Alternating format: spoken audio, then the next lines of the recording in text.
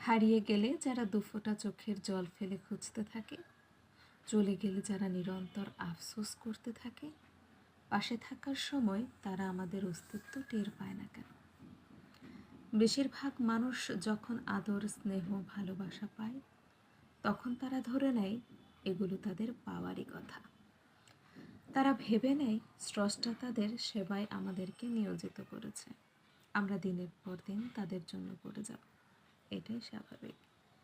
যে গাছের ছায়ায় সে স্বস্তি পেয়ে যাচ্ছিল প্রতিদিন, প্রখর রোদে পুড়ে যাওয়ার আগ পর্যন্ত ওই গাছের অস্তিত্ব সে টেরই পায়নি। স্রষ্টা মাঝে মাঝে মানুষকে অভাবের স্বাদ পাইয়ে দিয়ে বুঝিয়ে দেন মানুষ কত অকৃতজ্ঞ।